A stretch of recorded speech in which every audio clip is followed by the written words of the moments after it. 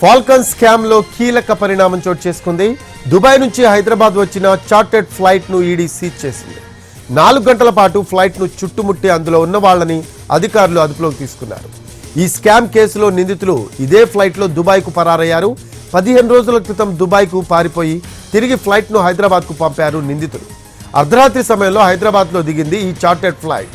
విమానం రాకను ముందుగానే పసిగట్టారు ఈడీ అధికారులు. తక్కువ పెట్టుబడికి అధిక లాభాలు ఇస్తాము అంటూ 1700 కోట్లు వసూలు చేశారు ఫాల్కన్ కంపెనీ సిబ్బంది.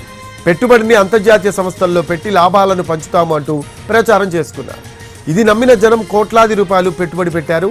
ప్రజల నుంచి వసూలు చేసిన డబ్బులతోనే కీలక సూత్రధారి అమర్దీప్ కుమార్ చార్టెడ్ ఫ్లైట్ ను కొనుగోలు చేశాడు. సైబరాబాద్ పోలీసులు కేసు నమోదు చేయగానే అమర్దీప్ తో పాటు 10 మంది పరారయ్యారు. విదేశాల్లో ఎంజాయ్ చేసేందుకు చార్టెడ్ ఫ్లైట్ ను కొనుగోలు చేసుకున్నాడు అమర్దీప్ కుమార్. ఫాల్కన్ సిఓఓ కుటుంబాలతో కలిసి అమర్దీప్ ఎస్కేప్ అయ్యాడు. మరోవైపు అమర్దీప్ కుమార్ తో పాటు 15 మందిపై సైబరాబాద్ పోలీసులు లుకౌట్ నోటీసులు జారీ చేశారు. ఇదే కేసులో ఇప్పటికే 3 అరెస్ట్ చేశారు సైబరాబాద్ పోలీసులు.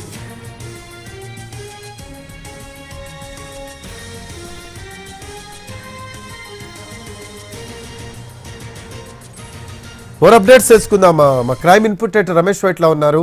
రమేష్ వైట్ల, దుబాయ్ నుంచి హైదరాబాద్ వచ్చిన ఈ చార్టెడ్ ఫ్లైట్ ను ఈడీ సీజ్ చేసినట్టు తెలుస్తూ ఉంది. ఎవరెవరిని అదుపులోకి తీసుకున్నారు? అంటే హైదరాబాద్ ఎయిర్పోర్ట్ కి దాదాపు 12 గంటల క్రితం ఒక సమాచారం వచ్చింది. గాల్లో ఉన్న ఫ్లైట్ ఏదైతే ఫాల్కన్ సంబంధించిన ఫ్లైట్ ఎమర్జెన్సీ ల్యాండింగ్ ఉంది, మెడికల్ ఎమర్జెన్సీ కోసం ల్యాండింగ్ అనుమతి కావాలని చెప్పి ఏటీసీని అనుమతి కోవడం జరిగింది. అయితే దీంతో చూసిన అధికారులు అంటే ఏటీసీ అధికారులు ఎమర్జెన్సీ ల్యాండింగ్ అంటే ఎమర్జెన్సీ మెడికల్ ల్యాండింగ్ అని పేరుతో చెప్పడంతో అధికారులు వెంటనే కూడా ఆ ఫ్లైట్ కి చార్టర్ ఫ్లైట్ కి అనుమతి ఇవ్వడం జరిగింది. చార్టర్ ఫ్లైట్ శంషాబాద్ ఎయిర్పోర్ట్ లో ల్యాండ్ అయిన తర్వాత లోపలికి వెళ్ళి చూస్తే లోపల మెడికల్ ఎమర్జెన్సీ ఏమీ లేకపోతే వెంటనే అనుమానం వచ్చి అధికారులు నిలదీయగా ఇది ఫాల్కన్ సంబంధించిన ఫ్లైట్, దానికి సంబంధించిన ప్రతినిధులు అందరూ కూడా దుబాయ్ లో దిగిపోయారు. దాదాపు 15 రోజుల పాటు అక్కడే ఉండిపోయాం. అయితే అక్కడ హ్యాండ్లింగ్ ఛార్జ్ విపరీతంగా ఉండడంతో తాము తిరిగి హైదరాబాద్ రావాలన్న నేపథ్యంతో హైదరాబాద్ నుంచి ఇక్కడ టేకఫ్ అయి వెళ్ళిపోయింది. ఆ నేపథ్యంలో హైదరాబాద్ రావాలన్న నేపథ్యంతో మా హైదరాబాద్కి వచ్చాం. అయితే ఆ ఫ్లైట్ ఫాల్కన్ కేసులో మెయిన్ గా ఉన్న ఫ్లైట్ నేపథ్యంలో పర్మిషన్ ఇవ్వరని చెప్పి ఫ్లైట్ ఆ మేరకు మెడికల్ ఎమర్జెన్సీ పేరుతోటి ల్యాండింగ్ కావడం జరిగింది. ఆ తర్వాత మెడికల్ ఎమర్జెన్సీ ఏమీ లేకపోవడంతో అధికారులు వెంటనే ఈడీ అధికారులకు సమాచారం ఇచ్చారు. ఎందుకంటే అన్ని ఇంటర్నేషనల్ ఎయిర్పోర్ట్స్ అన్నిటిని కూడా ఇప్పటికే ఈడీ అధికారులు అప్రమత్తం చేయడం జరిగింది. ఆ నిందితులు అమర్దీప్ కుమార్ తో పాటు 15 మంది పైన ఎల్ఓసి లుకౌట్ నోటీసులు ఇప్పటికే జారీ చేస్తున్నారు. ఈ ఫ్లైట్ కు సంబంధించిన సమాచారం ఇప్పటికే అన్ని ఎయిర్పోర్ట్లు కూడా షేర్ చేయడం జరిగింది. ఆ నేపథ్యంలో ఏటీసీ అధికారులు వెంటనే ఈడీ అధికారులకు సమాచారం ఇచ్చారు. ఫాల్కన్ సంబంధించి దాదాపు దేశవ్యాప్తంగా 1700 కోట్ల రూపాయలు వసూలు చేసి ఆ తర్వాత ఎంజాయ్ చేయడానికి నేరుగా చార్టర్ ఫ్లైట్ కొనుగోలు చేసి Dubai to Hyderabad to Dubai ఇట్లా దేశవ్యాప్తంగా దేశంతో పాటు ప్రపంచ దేశాలు ఈ చార్టర్ ఫ్లైట్ మీద చుట్టి రావడం జరిగింది. అయితే ఆ సైబరాబాద్ పోలీసులు కేసు నమోదు చేసిన వెంటనే ఈ ఫ్లైట్ లో నిందితులు మొత్తం కూడా దుబాయ్ కు పారిపోవడం జరిగింది. దుబాయ్ లో 15 రోజుల పాటు అక్కడ ఎయిర్పోర్ట్ లో పెట్టిన తర్వాత అక్కడ హ్యాండింగ్ ఛార్జ్ విపరీతంగా ఉండడంతో తిరిగి ఆ ఫ్లైట్ ని ఇండియాకు పంపించి వేశారు. అయితే ఆ ఫ్లైట్ లో ఎవరు వచ్చారన్న విషయం కూడా ఈ అధికారులు స్పష్టంగా చెప్పట్లేదు. ఎందుకంటే దాదాపు 12 గంటల పాటు ఎయిర్పోర్ట్ లో ఒక హైడ్రామా కొనసాగింది.